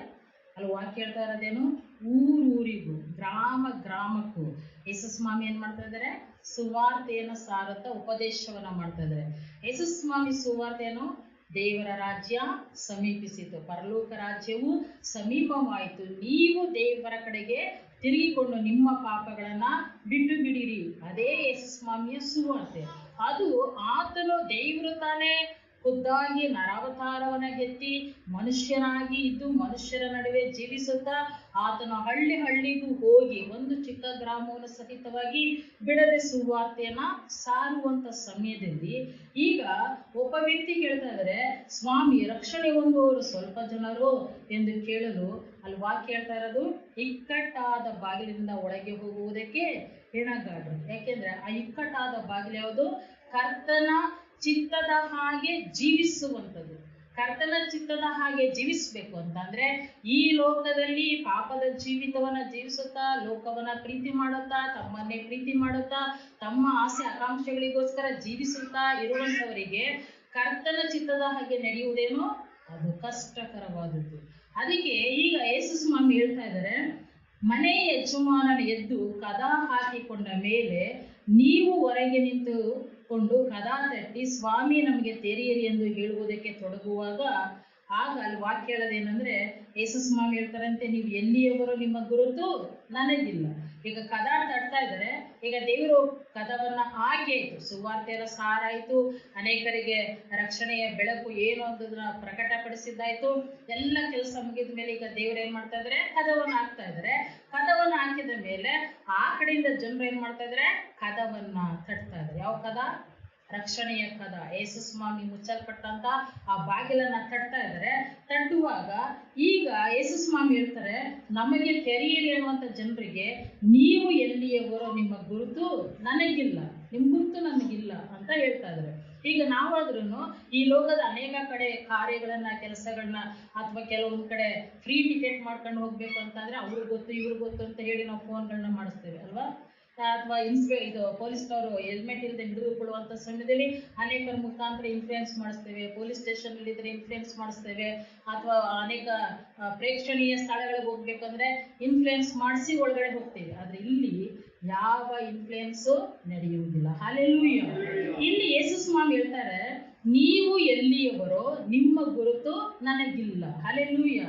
ಈಗ ಜನ ಹೇಳುವಂತ ಮಾತು ಏನಂತ ಅಂದ್ರೆ, ನಾವು ನಿನ್ನ ಸನ್ನಿಧಾನದಲ್ಲಿ ನಾವೇನ್ ಮಾಡಿದ್ವಿ? ಊಟ ಮಾಡಿದೆವು. ಯಾರ ಸನ್ನಿಧಾನದಲ್ಲಿ? ದೇವರ ಸನ್ನಿಧಾನದಲ್ಲಿ ನಾವು ಊಟ ಮಾಡಿದೆವು, ನಾವು ಕುಡಿದೆವು, ನಿಮ್ಮ ಉಪದೇಶವನ್ನ ಕೇಳಿಸಿಕೊಂಡೆವು. ಸ್ವಾಮಿ, ನಮ್ ಗುರುತು ನಿನ್ಗಿಲ್ಲ ಅಂತ ಹೇಳ್ತಾ ಇದ್ದೀರಪ್ಪ. ನಿನ್ ಸಭೆಯಲ್ಲಿ ಬಂದು ನಾವು ಊಟ ಮಾಡ್ತಾ ಇದ್ವಿ, ಕುಡಿತಾ ಇದೀವಿ, ಕರ್ತನ ಭೋಜನವನ್ನ ತೆಗೆದುಕೊಳ್ತಾ ಇದೀವಿ, ನಿನ್ನ ಉಪದೇಶವನ್ನ ಬಹು ಆಸಕ್ತಿಯಿಂದ ಅನ್ನುವಂತೆ ನಾವು ಕೇಳಿಸ್ಕೊಳ್ತಾ ಇದ್ವಿ. ಪಾಸ್ಟರ್ಗಳು ಬೆರಗಾಗುವ ಮಟ್ಟಿಗೆ ಬಹು ಆಸಕ್ತಿಯಿಂದ ನಾವು ನೋಡ್ತಾನೆ ಇದ್ವಿ. ಅದ್ರ ಉಪದೇಶ ಮಾತ್ರ ಒಳಗಡೆ ಹೋಗಲೇ ಇಲ್ಲ. ಹಲ್ಲೆಲೂಯಾ. ಹಾಗಾದ್ರೆ ದೇವ್ರ ವಾಕ್ಯ ಹೇಳೋದೇನಂತಂದ್ರೆ, ಉಪದೇಶವನ್ನ ಕೇಳಿದ ಮಾತ್ರಕ್ಕೆ ರಕ್ಷಣೆ ಹೋಗ್ಲಿಕ್ಕೆ ಸಾಧ್ಯನಾ? ಯಾಕೋಬನ ಗ್ರಂಥದಲ್ಲಿ ವಾಕ್ಯ ಹೇಳುತ್ತೆ, ಬಿಡುಗಡೆಯನ್ನು ಉಂಟು ಮಾಡುವ ಸರ್ವೋತ್ತಮವಾದ ಧರ್ಮ ಪ್ರಮಾಣವನ್ನು ದೃಷ್ಟಿಸಿ ನೋಡುತ್ತಲೇ ಇರುವವನು, ಇನ್ನೂ ಆಸಕ್ತಿಯಿಂದ ನೋಡುತ್ತಲೇ ಇರುವವನು, ಅದನ್ನ ಕೇಳಿ ಅದರ ಹಾಗೆ ನಡೆದುಕೊಳ್ಳುವವನು ತನ್ನ ನಡತೆಯಿಂದಲೇ ಧನ್ಯನಾಗುವನು. ಹೇಗೆ? ಆ ವಾಕ್ಯವನ್ನ ದೃಷ್ಟಿ ಇಟ್ಟು ನೋಡ್ತಾನೇ ಇರ್ಬೇಕಂತೆ. ಆ ನೋಡುತ್ತಾ ನೋಡುತ್ತಾ ವಾಕ್ಯವನ್ನ ಕೇಳಿಸಿಕೊಳ್ಬೇಕಂತೆ. ಆ ವಾಕ್ಯವನ್ನ ಕೇಳಿಸಿಕೊಂಡು ಅದರ ಹಾಗೇನೆ ಜೀವಿಸ್ಬೇಕಂತೆ. ಯಾವಾಗ ಜೀವಿಸ್ತೀರೋ ಆಗ ಏನಾಗುತ್ತೆ? ಪವಿತ್ರ ಆತ್ಮನು ನಿಮ್ಮಲ್ಲಿ ಹತ್ತಿ ಉರಿಯುವುದಕ್ಕೆ ಪ್ರಾರಂಭ ಮಾಡ್ತಾರೆ. ಹಲ್ಲೆಲೂಯಾ. ಯಾಕೆಂದ್ರೆ ಎಲ್ಲಿ ವಾಕ್ಯ ಇರುತ್ತೋ ಅಲ್ಲಿ ಪವಿತ್ರ ಆತ್ಮನ ಇರ್ತಾರೆ. ಎಲ್ಲಿ ಯೇಸು ಸ್ವಾಮಿಯೋ ಅಲ್ಲಿ ಪರಿಶುದ್ಧ ಆತ್ಮನ. ಹಲ್ಲೆಲೂಯಾ. ಯಾಕೆಂದ್ರೆ ಯೇಸು ಸ್ವಾಮಿ ತನ್ನನ್ನು ನಂಬಿದ ಜನರಿಗೆ ಹೇಳುವಂತ ಮಾತು, ನಾನು ಹೋಗೋದು ಒಳ್ಳೆಯದು, ನಿಮ್ಗೊಬ್ಬ ಸಹಾಯಕನನ್ನ ಕಳಿಸ್ತೇನೆ. ಆ ಸಹಾಯಕ ಏನ್ ಮಾಡ್ತಾನೆ? ನಾವು ಇದುವರೆಗೂ ಮಾಡಿದಂತ ಎಲ್ಲಾ ಉಪದೇಶವನ್ನ ನಿಮ್ಮ ನೆನಪಿಗೆ ತಂದು ಮತ್ತು ಇನ್ನೂ ಅನೇಕ ಸಂಗತಿಗಳನ್ನ ನಿಮ್ಮ ನೆನಪಿಗೆ ತಂದು ನಿಮ್ಮನ್ನ ಸಕಲ ಸತ್ಯದ ಮಾರ್ಗದಲ್ಲಿ ನಡೆಸುತ್ತಾನೆ ಅಂತ. ಈಗ ನಾನು ವಾಕ್ಯ ಕೇಳಿಸ್ಕೊಳ್ತಾ ಇದ್ದೀನಿ ಅಷ್ಟೇ, ವಾಕ್ಯ ನನ್ನ ಹೃದಯದಲ್ಲಿ ಇಲ್ಲ ಅನ್ನೋದಾದ್ರೆ ಪವಿತ್ರಾತ್ಮ ಬಂದು ಇನ್ನೇನು ಬೋಧನೆ ಮಾಡ್ತಾರೆ? ಹಲ್ಲೆಲೂಯಾ. ಹಾಗಾದ್ರೆ ಅಲ್ಲಿ ವಾಕ್ಯ ಹೇಳ್ತಾ ಇರೋದೇನಂದ್ರೆ, ಕರ್ತನ ಸನ್ನಿಧಾನದಲ್ಲಿ ಸೇರಿ ಬರುವುದು ಎಷ್ಟು ಮುಖ್ಯವೋ, ವಾಕ್ಯವನ್ನು ಕೇಳುವುದು ಎಷ್ಟು ಮುಖ್ಯವೋ, ಅದನ್ನ ಅನುಸರಿಸಿ ನಮ್ಮ ನಡತೆಯಲ್ಲಿ ತರುವುದು ಅಷ್ಟೇ ಮುಖ್ಯ. ಹಲ್ಲೆಲೂಯಾ. ಯಾರು ಈ ವಾಕ್ಯವನ್ನ ಕೇಳಿಸಿಕೊಂಡು ಅದನ್ನ ಹಾಗೆ ಬಿಟ್ಟು ಬಿಡ್ತಾರೋ, ಹಾಗೆ ದೇವ್ರೇನ್ ಮಾಡ್ತಾರೆ? ಕದವನ್ನ ತಟ್ಟಿ, ನಿಮ್ಮ ಗುರುತು ನನಗಿಲ್ಲ. ಯಾಕೆಂದ್ರೆ ನನ್ನ ವಾಕ್ಯ ನಿಮ್ಮ ಹೃದಯದಲ್ಲಿಲ್ಲ, ನಾನು ಕಳಿಸಿಕೊಟ್ಟಂತ ಸಹಾಯಕ ಪವಿತ್ರಾತ್ಮ ನಿಮ್ಮಲ್ಲಿಲ್ಲ. ಈ ಪವಿತ್ರಾತ್ಮ ಯಾರು? ಪರಲೋಕದ ಪ್ರಯಾಣಕ್ಕೆ ಆತನು ತಾನೇ ನಮ್ಗೆ ಟಿಕೆಟ್ ಇಲ್ಲ ಅಂತಂದ್ರೆ ರೈಲಲ್ಲಿ ಹೋದ್ರೆ ಬಿಟ್ಬಿಡ್ತಾರ? ಬಸ್ಸಲ್ಲಿ ಹೋದ್ರೆ ಬಿಟ್ಬಿಡ್ತಾರ? ಹಲ್ಲೆಲೂಯಾ. ಆ ಚೆಕಿಂಗ್ನವ್ರು ಬರ್ತಾರೆ ಅಂತ ತಕ್ಷಣ ಎಷ್ಟು ಭಯ ಅಲ್ವಾ? ಪೆನಾಲ್ಟಿ ಆದ್ರೂ ಕಟ್ಟಾದ್ರೂ ಸರಿ, ನಾವು ಮರ್ಯಾದೆ ಉಳಿಸ್ಕೊಳ್ಬೇಕು ಅಂತ ಒದ್ದಾಡ್ತಾ ಇರ್ತೀವಿ. ಹಾಗಾದ್ರೆ ನಾವು ಪರಿಶುದ್ಧಾತ್ಮನ ಸಹಾಯವನ್ನ, ಸಹವಾಸವನ್ನ, ಅನೋನ್ಯತೆಯನ್ನ ನಾವು ಪಡೆದುಕೊಂಡು ನಿಲ್ಲುವುದಾದ್ರೆ ಪರಲೋಕದಲ್ಲಿ ನಮಗೆ ಸ್ಥಳವಿಲ್ಲ. ಈಗ ಯೇಸು ಸ್ವಾಮಿ ಏನ್ ಮಾಡ್ತಾ ಇದಾರೆ? ಕದವನ್ನ ಹಾಕ್ತಾ ಇದಾರೆ. ಈಗ ಸಭೆಯ ಜನರು ಕದವನ್ನ ಕೊಡ್ತಾ ಇದ್ದಾರೆ. ದೇವರೇ, ನಿಮ್ ಸನ್ನಿಧಾನದಲ್ಲಿ ನಾವೇನ್ ಮಾಡ್ದೋ? ಉಪದೇಶ ಕೇಳಿಸಿಕೊಂಡು ಅಲ್ವಾ? ಈಗ ಯೇಸು ಸ್ವಾಮಿ ಬೇರೆ ಪ್ರದೇಶಕ್ಕೆ ಹೋಗುವಂತ ಸಮಯದಲ್ಲಿ ಜನರು ಹೇಳ್ತಾರೆ, ಸ್ವಾಮಿ ಇಲ್ಲಿಗೆ ಯಾವಾಗ ಬರೋಣವಾಯಿತು ಅಂತ. ಆಗ ಯೇಸು ಸ್ವಾಮಿ ಹೇಳ್ತಾರೆ, ನೀವು ನಾನಲ್ಲಿ 5 ರೊಟ್ಟಿ 2 ಮೀನುಗಳನ್ನ ಅದ್ಭುತ ಮಾಡೋದನ್ನಲ್ಲ, ಅದನ್ನ ನೋಡಿ ನನ್ನನ್ನು ಹುಡುಕ್ತಾ ಇದ್ದೀರಿ ಹೊರತು ವಾಕ್ಯವನ್ನು ಕೇಳಿಸಿಕೊಂಡು ಮನಸ್ಸಾಂತರ ಹೊಂದುವುದಕ್ಕೋಸ್ಕರ ನೀವು ನನ್ನನ್ನ ಹುಡುಕುತ್ತಾ ಇಲ್ಲ. ರೊಟ್ಟಿ ಮೀನುಗಳು ಸ್ವಾಮಿಗೋಸ್ಕರ ಹುಡುಕ್ತಾ ಇದ್ರಿ. ಹಾಗಾದ್ರೆ ಎಷ್ಟೋ ಜನರು ಅದ್ಭುತಕ್ಕೋಸ್ಕರ ಯೇಸು ಸ್ವಾಮಿಯನ್ನು ಹುಡುಕ್ತಾ ಇರ್ತಾರೆ. ಎಷ್ಟೋ ಜನರು ಅಯ್ಯೋ ಬೇರೆಯವ್ರು ಬೇಜಾರು ಮಾಡ್ಕೊಡ್ತಾರೆ, ಅದಕ್ಕೆ ನಾನು ಹೋಗಿ ಬರ್ತೇನೆ, ಅದಕ್ಕೋಸ್ಕರ ಕರ್ತನ ಸನ್ನಿಧಾನಕ್ಕೆ ಬಂದು ಹೋಗ್ತಾ ಇರ್ತಾರೆ. ಅಯ್ಯೋ ನನ್ಗೆ ಇಷ್ಟನೇ ಇಲ್ಲ, ಅದಕ್ಕೆ ನಾನು ಹೋಗಿಲ್ಲ ಅಂದ್ರೆ ಕುಟುಂಬದವ್ರು ಬೈತಾರಪ್ಪ, ಅದಕ್ಕೋಸ್ಕರನಾದ್ರೂ ನಾನು ಹೋಗಿ ಸಭೆಯಲ್ಲಿ ಕೂತಿದ್ದು ಎದ್ದು ಬರ್ತೇನೆ. ಹಾಲೆಲೂಯ. ಈ ತರದ ಎಲ್ಲಾ ಜನರು ಒಂದು ದಿನ ಕರ್ತನ ಸಮ್ಮುಖದಲ್ಲಿ ಕದವನ್ನ ತಟ್ಟುತ್ತಾ ಇರ್ತಾರೆ. ಹಾಲೆಲೂಯ. ಆ ಕದವನ್ನ ತಟ್ಟುವಾಗ ಸ್ವಾಮಿ ಹೇಳುವಂತ ಮಾತು, ನೀವ್ಯಾರು, ನೀವು ಎಲ್ಲಿಯವರು, ನಿಮ್ಮ ಗುರುತು ನನಗಿಲ್ಲ. ಯಾಕೆಂದ್ರೆ ಯೇಸು ಸ್ವಾಮಿ, ಈಗ ನೀವು ಮಕ್ಕಳನ್ನೆಲ್ಲ ಟೂರ್ ಕರ್ಕೊಂಡು ಹೋಗ್ಬೇಕಂದ್ರೆ ಸ್ಕೂಲ್ನವರು ಏನ್ ಮಾಡ್ತಾರೆ, ಆ ದಿನ ಸ್ಕೂಲ್ ಮಕ್ಕಳಿಗೆ ಯೂನಿಫಾರ್ಮ್ನ ಹಾಕಿಸಿ ಕರ್ಕೊಂಡು ಹೋಗ್ತಾರೆ. ಯಾಕೆಂದ್ರೆ ಮಕ್ಕಳು ತಪ್ಪಿಸಿಕೊಂಡ್ರೆ ಆ ಯೂನಿಫಾರ್ಮ್ದು ಐಡೆಂಟಿಫೈ, ಎಲ್ಲ ಮಕ್ಕಳು ಕಲರ್ ಡ್ರೆಸ್ ಆದ್ರೆ ಬೇರೆ ಚಿಕ್ಕ ಮಕ್ಕಳ ಜೊತೆಲಿ ಮಕ್ಕಳನ್ನ ಗುರ್ತಿಡಿಯೋಕೆ ಕಷ್ಟ ಅಲ್ವಾ. ಈಗ ನಮ್ಮನ್ನ ಗುರ್ತಿಡಿಬೇಕು ಅಂತಂದ್ರೆ ನಮ್ಮಲ್ಲಿ ಏನಿರ್ಬೇಕು, ಪವಿತ್ರ ಆತ್ಮ ಇರಬೇಕು. ಕರ್ತನ ಆತ್ಮನು ನಮ್ಮಲ್ಲಿ ವಾಸ ಮಾಡ್ತಾ ಇದ್ರೆ ಕರ್ತನ ಆತ್ಮನು ನಮಗೆ ಕರ್ತನ ಕಡೆಗೆ ತೋರಿಸ್ತಾರೆ. ಈಗೋ ಈಕೆ ನಿನ್ನ ಮಗಳು, ಈತನು ನಿನ್ನ ಮಗನು ಅಂತ. ಹಲ್ಲೆಲೂಯ. ಹಾಗೆ ಗೊತ್ತು ಮಾಡಲ್ಪಡುವಂತ ಪವಿತ್ರಾತ್ಮನೇ ನಿಮ್ಮಲ್ಲಿ ಇಲ್ಲ ಅಂತ ಅಂದ್ರೆ ನೀವೊಂದು ದಿನ ಕದ ತಟ್ಟುವಾಗ ಕದ ತೆರೆಯಲ್ಪಡುತ್ತಾ? ಹಾಗಾದ್ರೆ ಕರ್ತನ ಸನ್ನಿಧಾನಕ್ಕೆ ಬರುವುದು ಎಷ್ಟು ಮುಖ್ಯವೋ, ಅನೋನ್ಯತೆಯಲ್ಲಿ ಸೇರುವುದು ಎಷ್ಟು ಮುಖ್ಯವೋ, ಉಪದೇಶವನ್ನು ಕೇಳುವುದು ಎಷ್ಟು ಮುಖ್ಯವೋ, ಆ ಉಪದೇಶದ ಹಾಗೆ ಜೀವಿಸುವುದು ಅಷ್ಟೇ ಮುಖ್ಯ. ಹಲ್ಲೆಲೂಯ. ಉಪದೇಶದ ಹಾಗೆ ಜೀವಿಸಿಲ್ಲ ಅಂತಂದ್ರೆ ಒಂದು ದಿನ ನಿಮ್ಮೆಲ್ಲರ ಪಾಲಿಗೆ ಪರಲೋಕದ ಬಾಗಿಲು ಮುಚ್ಚಲ್ಪಡುತ್ತೆ. ನೀವೆಷ್ಟೇ ತಟ್ಟಿದರೂ ಸಹ, ನೀವೆಂತ ಬಲ ಪ್ರಯೋಗ ಮಾಡಿದರೂ ಸಹಿತವಾಗಿ ಸಂಸೋನ ಏನ್ ಮಾಡ್ತಾನೆ, ಒಂದು ದೊಡ್ಡ ಬಾಗಿಲನ್ನ, ಊರಿನ ಬಾಗಿಲನ್ನ ಹಾಕ್ತಾರೆ. ಡೆಲ್ಲಿಗಳ ಮನೆಯಲ್ಲಿ ಆತನ ಇರುವಂತ ಸಮಯದಲ್ಲಿ ನಾವು ಹೇಗಾದ್ರೂ ಮಾಡಿ ಸರಿ ಫಿಲಿಸ್ತಿಯ ದೇಶಕ್ಕೆ ಆತನ ಬಂದಿದ್ದಾನೆ, ಆತನ ನಾವು ಸೆರೆ ಹಿಡ್ಬಿಡೋಣ ಅಂತ ಹೇಳಿ ಊರಿನ ಬಾಗಿಲನ್ನ ಹೊಸ್ತಾರೆ. ಸಂಸೋನನ ಮೇಲೆ ದೇವರ ಆತ್ಮನ ಬಂದಾಗ ಆ ಊರಿನ ಬಾಗಿಲನ್ನ ಆತನ ಕಿತ್ತುಕೊಂಡು ತನ್ನ ಹೆಗಲ ಮೇಲೆ ಇಟ್ಟುಕೊಂಡು ಆ ಗುಡ್ಡದ ಮೇಲೆ ತೆಗೆದುಕೊಂಡು ಹೋಗಿರ್ತಾನೆ. ಹಾಲೆಲೂಯ. ಹಾಗಾದ್ರೆ ಬಾಗಿಲನ್ನ ಕಿತ್ತು ಅದನ್ನ ಹೊತ್ಕೊಳ್ಬೇಕು ಅಂದ್ರೆ ಆತನ ಮೇಲೆ ಯಾರು ಬಂದ್ರು? ದೇವರ ಆತ್ಮ, ಪರಿಶುದ್ಧಾತ್ಮ. ಹಾಲೆಲೂಯ. ಹಾಗಾದ್ರೆ ಸೈತಾನನ ಅಸ್ಥಿವಾರಗಳನ್ನ ಕೆಡವಬೇಕು, ನಿಮ್ಮ ಕೋಟೆ ಕೊತ್ತಲುಗಳನ್ನ ಕೆಡವಬೇಕು, ನಿಮ್ಮ ಆತ್ಮೀಕ ಮಂಡಲಗಳಲ್ಲಿ ನಡೀತಾ ಇರುವಂತ ಯುದ್ಧಗಳ ಮೇಲೆ ನೀವು ಜಯವನ್ನ ಹೊಂದಬೇಕು ಅಂದ್ರೆ ನಿಮಗೆ ಪವಿತ್ರಾತ್ಮನ ಬಲ ಇರಬೇಕು. ಆ ಪವಿತ್ರಾತ್ಮನ ಬಲ ನಿಮ್ಮಲ್ಲಿ ಇರಬೇಕು ಅಂದ್ರೆ ನೀವು ವಾಕ್ಯದಲ್ಲಿ ನೆಲೆಗೊಂಡವರಾಗಿರ್ಬೇಕು. ಹಾಲೆಲೂಯ. ಆ ವಾಕ್ಯ ನಿಮ್ಮ ನಡೆಯಲ್ಲಿ, ನಿಮ್ಮ ನುಡಿಯಲ್ಲಿ, ನಿಮ್ಮ ಜೀವಿತದಲ್ಲಿ ಅದು ಕಾರ್ಯವನ್ನ ಸಾಧಿಸುತ್ತಲೇ ಇರಬೇಕು. ಆ ವಾಕ್ಯ ಕಾರ್ಯ ಸಾಧಿಸುವಂತ ಸಮಯದಲ್ಲಿ ಪರಿಶುದ್ಧಾತ್ಮನ ಏನ್ ಮಾಡ್ತಾರೆ, ನಿಮ್ಮೊಳಗೆ ವಾಸ ಮಾಡ್ಲಿಕ್ಕೆ ಪ್ರಾರಂಭ ಮಾಡ್ತಾರೆ. ಹಾಲೆಲೂಯ. ಹಾಲೆಲೂಯ. ಈ ಸಮಯದಲ್ಲಿ ದೇವ್ರ ವಾಕ್ಯ ಹೇಳೋದೇನಂತಂದ್ರೆ ಕದ ಒಂದು ಸಲ ಮುಚ್ಚಲ್ಪಟ್ರೆ ಮತ್ತೆ ತೆರೆಯಲ್ಪಡುವುದಿಲ್ಲ. ಹಾಗಾದ್ರೆ ವಾಕ್ಯವನ್ನ ಕೇಳುವುದು ಮಾತ್ರವಲ್ಲ, ಅನುಸರಿಸಿ ನಡೆಯಬೇಕು. ಹಾಲೆಲೂಯ. ಹಾಗಾದ್ರೆ ವಾಕ್ಯ ಹೇಳುವಂತದ್ದೇನಂದ್ರೆ ಪವಿತ್ರಾತ್ಮನನ್ನ ಹೊಂದಿಕೊಂಡು ಆತನ ಆಜ್ಞೆಗಳನ್ನ ಕೈಕೊಂಡು ನಡೆಯುವವರಿಗೆ ಕರ್ತನೇನಾಗಿರ್ತಾರೆ, ಹತ್ತಿರವಾಗಿ ಇರ್ತಾರೆ. ಹಾಲೆಲೂಯ. ನಾವು ಕೂಗುವ ಪ್ರತಿ ಸಮಯದಲ್ಲಿ ದೇವರೇನ್ ಮಾಡ್ತಾರೆ, ಈಗೋ ಇದ್ದೇನೆ ಅಂತ ಹೇಳ್ತಾರೆ. ನಾವು ಬೇಡುವಂತ ಪ್ರತಿಯೊಂದು ಸಮಯದಲ್ಲೂ ನಮ್ಮ ಪ್ರಾರ್ಥನೆಗೆ ಸದುತ್ತರವನ್ನು ದಯಪಾಲಿಸ್ತಾರೆ. ಯಾಕೆಂದ್ರೆ ನಮ್ಮೊಳಗೆ ಕರ್ತನು ನೋಡುವಂಥದ್ದು ಒಂದೇ, ಅದು ನಂಬಿಕೆ. ಯೋಬನಿಗೆ ಎಂಥ ದುಸ್ಥಿತಿಗಳು ಬಂದಾಗ ಸಹಿತವಾಗಿ ಯೋಬನಲ್ಲಿ ದೇವರು ನೋಡಿದ್ದೇನು, ಆತನ ಒಳಗಿದ್ದಂತ ದೇವರ ಮೇಲಣ ನಂಬಿಕೆ. ಹಾಲೆಲೂಯ. ಹಾಗಾದ್ರೆ ನಿಮ್ಮ ಜೀವಿತದಲ್ಲಿ ಯಾರ ಮೇಲಣ ನಂಬಿಕೆ ನಿಮಗಿದೆ, ಯಾರ ಮಾತನ್ನ ನೀವು ಅನುಸರಿಸಿ ನಡೆಯುತ್ತಾ ಇದ್ದೀರಿ, ಕರ್ತನ ಮಾತಿಗೆ ನೀವು ಎಷ್ಟು ಬೆಲೆ ಕೊಡ್ತಾ ಇದ್ದೀರಿ, ದೇವರ ಆತ್ಮನಿಗೆ ನಿಮ್ಮ ಜೀವಿತದಲ್ಲಿ ಎಷ್ಟು ಸ್ಥಳವನ್ನ ಕೊಟ್ಟಿದ್ದೀರಿ, ಅದರ ಮೇಲೆ ಕದ ಮುಚ್ಚಲ್ಪಡುತ್ತೋ ಗೆರೆಯಲ್ಪಡುತ್ತೋ ಅದು ನಿರ್ಧಾರವಾಗಿರುವಂಥದ್ದು. ಹಾಲೆಲೂಯ.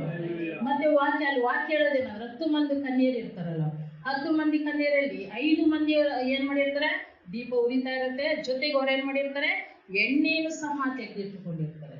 ಇನ್ನು 5 ಮಂದಿ ಕನ್ಯೆಯರು ಏನಾಗಿರ್ತಾರೆ, ದೀಪ ಉರಿತಾ ಇರುತ್ತೆ, ಅದು ಎಣ್ಣೆಯನ್ನ ತೆಗೆದುಕೊಂಡು ಉರಿದಿಲ್ಲ. ಮೊದಲಿಂದಲೂ ಬರುವಂತ ಸಮಯ ಆಗತ್ತೆ, ಅವ್ರ ದೀಪಗಳು ಹಾರುವುದಕ್ಕೆ ಪ್ರಾರಂಭ ಆಗ್ತಾ ಇರುತ್ತೆ. ಆ ದೀಪ ಉರಿಬೇಕಂದ್ರೆ ಹಿಂಗೇನ್ ಮಾಡ್ಬೇಕು, ಅವರು ಎಣ್ಣೆಯನ್ನ ಹಾಕ್ಬೇಕು. ಹಾಲೆಲೂಯ.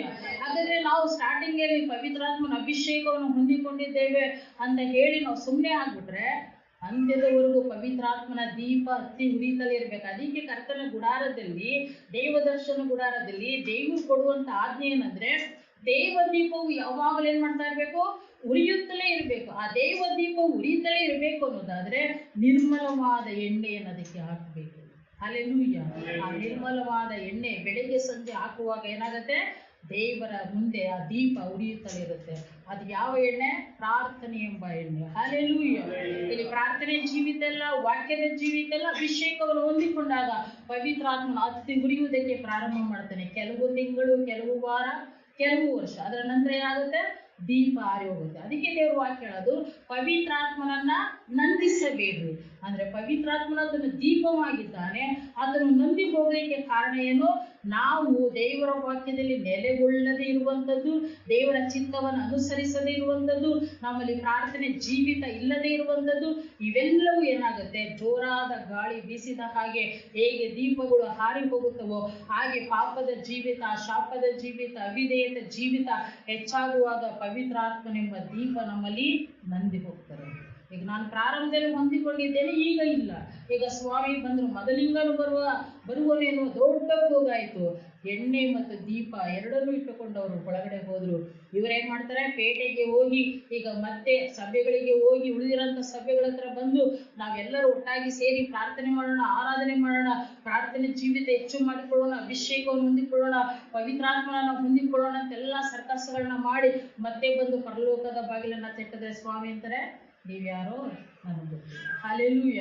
ಹಾಗಾದ್ರೆ ಪರಲೋಕದ ಬಾಗಿಲು ತೆರೆಯಲ್ಪಟ್ಟು ಮುಚ್ಚಲ್ಪಡುವುದು ಅದು ಒಂದೇ ಬಾರಿ.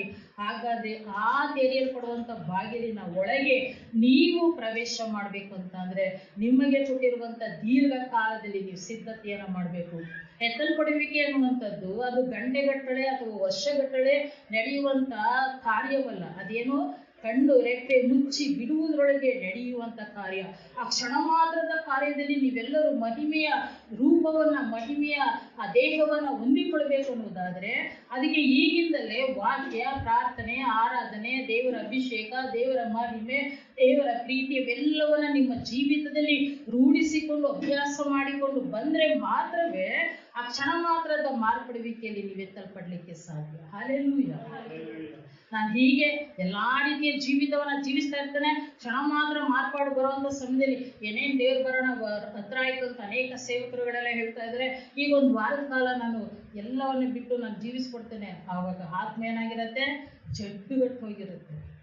ಪಾಪದ ಜೀವಿತಕ್ಕೆ ಏನಾಗಿರುತ್ತೆ, ಎಲ್ಲ ಜಡ್ಡುಗಟ್ಟಿರುತ್ತೆ ಅಲ್ವಾ. ಒಂದು ಪಾತ್ರೆಗಳ ಜಿಡ್ಡನ್ನೇ ತೊಳೆಯೋದಕ್ಕೆ ಎಷ್ಟು ಕಷ್ಟಪಡ್ತೀರಾ, ಒಂದು ಬಟ್ಟೆ ಜಿಡ್ಡನ್ನ ತೆಗಿಬೇಕಾದ್ರೆ ಎಷ್ಟು ಕಷ್ಟಪಡ್ತೀರಾ. ಹಾಗಾದ್ರೆ ನಿಮ್ಮ ಆತ್ಮದ ಮೇಲೆ ಅಂಟುಕೊಂಡಿರುವಂತ ಕಲುಷಿತವಾದ ಪಾಪದ ಜಿಡ್ಡನ್ನ ತೆಗಿಬೇಕು ಅಂದ್ರೆ ದೇವರ ವಾಕ್ಯ, ದೇವರ ಒಂದು ಮಹಿಮೆಯನ್ನು ನೀವೆಷ್ಟರ ಮಟ್ಟಿಗೆ ಸಂಪಾದಿಸಿಕೊಳ್ಬೇಕು. ಯೇಸುವಿನ ರಕ್ತದಲ್ಲಿ ತೊಳೆಯಲ್ಪಟ್ಟು ಪರಿಶುದ್ಧರಾಗಿ ನಿಲ್ಬೇಕು. ಅಷ್ಟಕ್ಕೂ ದೇವ್ರು ಬರೋಣ ಹೀಗೇ ಆಗುತ್ತೆ ಅಂತ ಯಾರು ಹೇಳಲಿಕ್ಕೆ ಸಾಧ್ಯ? ಹಲ್ಲೆಲೂಯ. ನಾಳೆನೇ ಬಂದ್ಬಿಡ್ತಾರೆ. ಇವತ್ತೆಲ್ಲ 3 ದಿನ ಉಪವಾಸ ಇದ್ದು ಪ್ರಾರ್ಥನೆ ಮಾಡಿ ಮನಪೂರ್ವಕವಾಗಿ ಒದ್ದಾಡಿ ಗೋಳಾಡಿ ಪ್ರಾರ್ಥನೆ ಮಾಡಿ ಸಿದ್ಧತೆ ಆಗ್ಬಿಡೋಣ ಅನ್ನಕ್ಕೂ ಆ ಕ್ಷಣ ಅಂತ ಯಾರು ಹೇಳಲಿಕ್ಕೆ ಸಾಧ್ಯ? ಕಳ್ಳನು ಬರುವಂತೆ ನಾನು ಬರುತ್ತೇನೆ. ಹಲ್ಲೆಲೂಯ. ಆತನು ಸರಿ ಹೊತ್ತಲ್ಲಿ ಬರ್ತಾನೋ, ಮಧ್ಯರಾತ್ರಿಯಲ್ಲಿ ಬರ್ತಾನೋ, ಕೋಳಿ ಕೂಗುವಾಗ ಬರ್ತಾನೋ, ಅಥವಾ ನಿಮ್ಗೆ ನಿದ್ರೆ ಹತ್ತಿದ ಸಮಯದಲ್ಲೇ ಬರ್ತಾನೋ ಯಾರಿಗೂ ಗೊತ್ತಿಲ್ಲ. ಹಲ್ಲೆಲೂಯ. ಹಾಗಾದ್ರೆ ನೀವು ನೆನೆಸದ ಗಳಿಗೆಯಲ್ಲಿ ಕರ್ತನು ನಿಮ್ಮ ಕೊಂಡೊಯ್ಯಲು ಬರ್ಲಿಕ್ಕಿರುವಂತ ಸಮಯದಲ್ಲಿ ನಿಮ್ಮ ಸಿದ್ಧತೆ ಹೇಗಿದೆ? ಹಲ್ಲೆಲೂಯ. ಮತ್ತಾಯನು ಬರೆದ ಸುವಾರ್ತೆ 7ನೇ ಅಧ್ಯಾಯ 21ನೇ ವಚನ ನೋಡ್ರಿ. ಇಲ್ಲಿ ಸ್ವಾಮಿ ಹೇಳ್ತಾ ಇದಾರೆ, ನನ್ನನ್ನ ಕರ್ತನೆ, ದೇವರೇ, ಸ್ವಾಮಿ ಅಂತ ಕರೆದ ತಕ್ಷಣ ನೀವೆಲ್ಲ ಏನ್ ಮಾಡಲ್ಲ, ಪರಲೋಕ ರಾಜ್ಯದಲ್ಲಿ ಸೇರುವುದಕ್ಕೆ ಸಾಧ್ಯನಿಲ್ಲ. ಹಾಗಂತ ನೀವ್ಯಾರು ನೆನೆಸಬೇಡ್ರಿ. ಯಾರು ಪರಲೋಕದಲ್ಲಿ ಸೇರ್ತಾರೆ? ಪರಲೋಕದಲ್ಲಿರುವ ತಂದೆಯ ಚಿತ್ತದಂತೆ ನಡೆಯುವವನೇ ಪರಲೋಕವನ್ನ ಸೇರ್ಲಿಕ್ಕೆ ಸಾಧ್ಯ. ಪರಲೋಕದಲ್ಲಿರುವ ತಂದೆ ಭೂಲೋಕದಲ್ಲಿ ಇರುವ ನಿಮಗೆ ತನ್ನ ಚಿತ್ತವನ್ನ, ತನ್ನ ಉದ್ದೇಶವನ್ನ, ತನ್ನ ವಾಕ್ಯವನ್ನು ನಿಮಗೆ ತಿಳಿಸುವಾಗ ನೀವು ಅದರ ಹಾಗೆ ನಡೆಯುವುದಕ್ಕೂ ಜೀವಿಸುವುದಕ್ಕೂ ಮನಸ್ಸಿಲ್ಲದೆ ಅವಿಧೇಯರಾಗಿ ನಡೆದ ಮೇಲೆ ಇನ್ನು ಪರಲೋಕಕ್ಕೆ ಬಂದು ಮಾಡುವಂತ ಕಾರ್ಯ ಏನು? ಸಾಧ್ಯನೇನಾದ್ರೂ? ಭೂಲೋಕದಲ್ಲೇ ಪರಲೋಕದಲ್ಲಿರುವ ತಂದೆಯ ಚಿತ್ತವನ್ನ ನೆರವೇರಿಸಲಿಲ್ಲ ಅಲ್ವಾ? ಇದು ಪ್ರಾರ್ಥನೆ ಯೇಸು ಸ್ವಾಮಿ ಹೇಳ್ಕೊಟ್ಟಿರೋದೇನು? ಪರಲೋಕದಲ್ಲಿ ನಿನ್ನ ಚಿತ್ತ ನೆರವೇರುವಂತೆ ಭೂಲೋಕದಲ್ಲಿ ಏನಾಗಬೇಕು? ನೆರವೇರ್ಬೇಕು. ಭೂಲೋಕದಲ್ಲಿ ನೆರವೇರ್ಬೇಕು ಅಂದ್ರೆ ನಾನೇನಾಗಿರ್ಬೇಕು? ಅದಕ್ಕೆ ರಾಯಭಾರಿ ಅಥವಾ ಮಧ್ಯಸ್ಥಿಕೆಯಾಗಿರ್ಬೇಕು. ನನ್ನ ಮುಖಾಂತರವಾಗಿ ಪರಲೋಕದಲ್ಲಿರುವ ದೇವರ ಚಿತ್ತ, ಪರಲೋಕದಲ್ಲಿ ಹೇಗೆ ದೇವದೂತರು 24 ಮಂದಿ ಹಿರಿಯರು ಅನೇಕ ಪರಿಶುದ್ಧವಾದಂಥ ಪರಿವಾರ ನೆರವೇರಿಸ್ತಿರುತ್ತೋ, ಹಾಗೆ ಭೂಲೋಕದಲ್ಲಿರುವಂಥ ನಾನು ಅದನ್ನು ನೆರವೇರಿಸಬೇಕು. ನಾನು ನೆರವೇರಿಸುವುದಕ್ಕೆ ನಾನು ಬಿಟ್ಕೊಡ್ತಾ ಇಲ್ಲ, ನಾನು ಇಷ್ಟ ಬಂದಾಗೆ ನಾನು ಜೀವಿಸ್ತಾ ಇದ್ದೇನೆ ಅನ್ನುವುದಾದರೆ, ಈಗ ನನ್ನೆಲ್ಲ ಕರೆದುಕೊಂಡೋಗಿ ಪರಲೋಕದಲ್ಲಿ ಇಟ್ಕೊಂಡು ಮಾಡುವಂಥ ಕೆಲಸ ಏನು? ಹಲ್ಲೆಲೂಯ. ಈಗ ನೀವೆಲ್ಲ ಮನೆಯೆಲ್ಲ ಬಹಳ ಕ್ಲೀನ್ ಮಾಡಿ ಶುಚಿ ಮಾಡಿರ್ತೀರ. ಶುಚಿ ಮಾಡಿ ಆಚೆ ಬಿಸಾಕಿರೋ ಕಸನ ಮತ್ತೆ ಮಧ್ಯದಲ್ಲಿ ತಂದು ಮುಖ್ಯ ಸ್ಥಾನದಲ್ಲಿ ಇಟ್ಕೊಳ್ತೀರಾ? ಹಲ್ಲೆಲೂಯ. ಹಾಗಾದ್ರೆ ದೇವರು ಪರಿಶುದ್ಧನಾದಂಥ ದೇವರು, ಆತನು ದೋಷವಿಲ್ಲದವನು. ನಾನು ಪರಿಶುದ್ಧನಾಗಿರುವ ಪ್ರಕಾರ ನೀವು ಪರಿಶುದ್ಧರಾಗಿರಿ ಅಂತ ಹೇಳುವಂಥ ದೇವರು, ವಾಕ್ಯ ಸ್ವರೂಪನಾದಂಥ ದೇವರು, ನನ್ನ ವಾಕ್ಯವನ್ನು ಅನುಸರಿಸಿ ನಡಿಬೇಕು ಅಂತ ಹೇಳುವಂಥ ದೇವರು. ನಿಮ್ಮ ಪ್ರಾರ್ಥನೆಯನ್ನು ಕೇಳುವ ನಾನು, ನೀವು ಯಾವಾಗಲೂ ಪ್ರಾರ್ಥಿಸಿರಿ, ಬೇಸರಗೊಳ್ಳದೆ ಪ್ರಾರ್ಥನೆ ಮಾಡ್ರಿ, ಶೋಧನೆಗೆ ಒಳಗಾಗದಂತೆ ಪ್ರಾರ್ಥಿಸಿರಿ, ನಿಮ್ಮ ಮುಖಾಂತರ ನನ್ನ ನಾಮ ಮಹಿಮೆ ಹೊಂದಬೇಕು, ನೀವೇ ನನ್ನ ಸಾಕ್ಷಿಗಳು. ಈ ರೀತಿಯಾಗಿ ಹೇಳಿರುವಂಥ ಕರ್ತನು ಒಂದು ಮಾತನ್ನು ನಾನು ಅನುಸರಿಸದೆ ದೇವರೇ ನಾನು ಎತ್ತಲ್ಪಡ್ತೇನೆ ಅನ್ನುವಂಥ ಭರವಸೆ ಹೇಗಿರಲಿಕ್ಕೆ ಸಾಧ್ಯ? ಹಲ್ಲೆಲೂಯ. ಹಾಗಾದ್ರೆ ನಿಮಗಾಗಿ ಮುಚ್ಚಲ್ಪಡುವ ಬಾಗಿಲು ಕಾದಿದೆಯೋ ಅಥವಾ ನಿಮಗಾಗಿ ತೆರೆಯಲ್ಪಟ್ಟ ಬಾಗಿಲು ಕಾದಿದೆಯೋ? ನೀವೇ ಪ್ರಶ್ನಿಸಿಕೊಳ್ಬೇಕು. ಹಲ್ಲೆಲೂಯ. ಹಾಗಾದ್ರೆ ಒಟ್ಟಾರೆ ದೇವರು ತಿಳಿಸುವಂತ ಮಾತು ಏನಂದ್ರೆ, ಯಾರಿಗೆಲ್ಲ ಮುಚ್ಚಲ್ಪಟ್ಟ ಬಾಗಿಲು ಕಾದಿರುತ್ತೆ ಅಂದ್ರೆ, ಯಾರು ದೀಪವನ್ನ ನಂದಿಸಿಕೊಂಡಿರ್ತಾರೋ, ಪ್ರಾರ್ಥನೆ ಎಂಬ ಜೀವಿತವಿಲ್ಲದೆ ಇರ್ತಾರೋ ಅವರಿಗೆ ಮುಚ್ಚಲ್ಪಟ್ಟ ಬಾಗಿಲಿರುತ್ತೆ. ಯಾರು ವಾಕ್ಯವನ್ನು ಬರೀ ಕೇಳಿಸ್ಕೊಳ್ತಾ ಇರ್ತಾರೆ, ಅನುಸರಿಸಿ ನಡೆಯಲ್ವೋ ಅವರಿಗೆ ಮುಚ್ಚಲ್ಪಟ್ಟ ಬಾಗಿಲಿರುತ್ತೆ. ಯಾರು ತಂದೆಯ ಚಿತ್ತವನ್ನ ನೆರವೇರಿಸದೆ ತನ್ನ ಚಿತ್ತದ ಹಾಗೆ ತನ್ನ ಮನಸ್ಸಿಗೆ ಬಂದ ಹಾಗೆ ಜೀವಿಸ್ತಾ ಇರ್ತಾರೋ ಅವರಿಗೆ ಮುಚ್ಚಲ್ಪಟ್ಟ ಬಾಗಿಲು ಕಾದಿರುತ್ತೆ. ಹಲ್ಲೆಲೂಯ. ಯಾಕೆಂದ್ರೆ ಇದು ನಾನು ಹೇಳ್ತಾ ಇರೋಂಥ ಮಾತಲ್ಲ, ಇದು ದೇವರ ವಾಕ್ಯ ಹೇಳ್ತಾ ಇರುವಂತ ಮಾತು. ಬೇಕಾದ್ರೆ ಬರ್ಕೊಳ್ರಿ. ಮತ್ತಾಯ 25:8-12 ಇದರಲ್ಲಿ ದೀಪವನ್ನ ಬೆಳಗಿಸುವುದಕ್ಕೆ ಎಣ್ಣೆ ಇಲ್ಲದಂತ ಬುದ್ಧಿ ಇಲ್ಲದ ಸ್ತ್ರೀಯರ ವಿಷಯವಾಗಿ, ಮತ್ತು ಮತ್ತಾಯನ ಬರೆದ ಸುವಾರ್ತೆ 7ನೇ ಅಧ್ಯಾಯ 21-23 ದೇವರ ಚಿತ್ತದಂತೆ ಅಥವಾ ದೇವರು ತಮಗೆ ಕೊಡಲ್ಪಟ್ಟಂತ ಸೇವಾ ಕಾರ್ಯಗಳನ್ನ ದೇವರ ಇಚ್ಛೆಗೆ ಅನುಗುಣವಾಗಿ ಮಾಡದೆ ಸ್ವಂತ ಇಚ್ಛೆಗೆ ಮಾಡುವಂತಹ ಜನಾಂಗ, ಮತ್ತು ದೇವರ ವಾಕ್ಯವನ್ನು ಅನುಸರಿಸದೇ ಇರುವಂತವರು. ಲೂಕನು ಬರೆದ ಸುವಾರ್ತೆ 13ನೇ ಅಧ್ಯಾಯ 22-27. ಹಾಗಾದ್ರೆ ನಿಮ್ಮಲ್ಲಿ ಏನಿರಬೇಕು? ವಾಕ್ಯ ಕೇಳಿಸಿಕೊಳ್ಳುವುದು ಮಾತ್ರವಲ್ಲ, ಅನುಸರಿಸಿ ನಡೆಯುವವರಾಗಿರಬೇಕು. ನಿಮ್ಮಲ್ಲಿ ಏನಿರಬೇಕು ಅಂದ್ರೆ, ಪರಲೋಕದಲ್ಲಿ ದೇವರ ಚಿತ್ತ ನೆರವೇರುವ ಹಾಗೆ ನಿಮ್ಮಲ್ಲಿ ದೇವರ ಚಿತ್ತ ನೆರವೇರಬೇಕು. ದೇವರು ನಿಮಗೆ ಕೊಟ್ಟ ಜವಾಬ್ದಾರಿಯನ್ನು ಹೊತ್ತು ನಿರ್ವಹಿಸಬೇಕೇ ಹೊರತು ನಿಮಗೆ ಹೇಳಲ್ಪಡೋದಂದ್ರೆ, ಇಲ್ಲಿ ವಾಕ್ಯ ಏನು ಹೇಳುತ್ತೆ ಅಂದ್ರೆ, ನಾವು ದೆವ್ವಗಳನ್ನೇ ಬಿಡಿಸ್ತೇವೆ, ನಿನ್ನ ಹೆಸರಿನಲ್ಲಿ ಬೋಧನೆ ಮಾಡಿದೆವು ಅಂತ. ಆದ್ರೆ ಅಲ್ಲಿ ದೇವ್ರ ಚಿತ್ತ ಏನಾಗಿತ್ತು? ಆ ಸೇವೆಯನ್ನು ಮಾತ್ರವೇ ಗುಂಪು ಮಾಡಬೇಕಾಗಿತ್ತು. ಅದನ್ನ ಮಾಡದೆ ಬೇರೆ ಎಲ್ಲ ಕಾರ್ಯಗಳನ್ನ ಮಾಡಿದೆವು, ಅದಕ್ಕೆ ನಾವು ಪ್ರತಿಫಲ ನಾವು ಬಯಸ್ತೇವೆ ಅಂತಂದ್ರೆ, ನಿಮಗೆ ನೇಮಕವಾದ ಓಟದ ಮಾರ್ಗದಲ್ಲಿ ಓಡಿದರೆ ಮಾತ್ರವೇ ಬಹುಮಾನ ಸಿಗುತ್ತೆ ಹೊರತು ಬೇರೆಯವರಿಗಾಗಿ ನೇಮಕ ಮಾಡಿದ ಮಾರ್ಗದಲ್ಲಿ ನಾನು ಓಡೋಗಿ ನಿಂತ್ಕೊಳ್ತೀನಿ ಅಂದ್ರೆ ಅದು ಮೊದಲೇ ಡಿಸ್ಮಿಸ್ ಆಗಿರೋಂಥದ್ದು. ನೀನು ಎಷ್ಟೇ ಪ್ರಯಾಸ ಪಟ್ಟು ಓಡಿದರೂ ಬಹುಮಾನ ಸಿಗ್ಲಿಕ್ಕೆ ಅದು ಅಸಾಧ್ಯವಾದದ್ದು. ಹಲ್ಲೆಲೂಯ.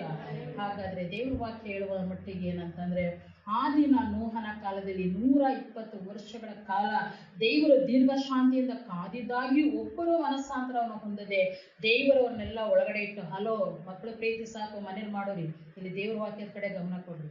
ಹಲ್ಲೆಲೂಯ. ಹಾಗಾದ್ರೆ ಅಲ್ಲಿ 120 ವರ್ಷ ದೇವ್ರು ಏನ್ ಮಾಡಿದ್ರು? ಅವ್ರನ್ನ ಕಾಯ್ತಾನೇ ಇದ್ರು, ಒಬ್ಬರು ಮನಸ್ಸಾಂತರ ಹೊಂದಿಲ್ಲ.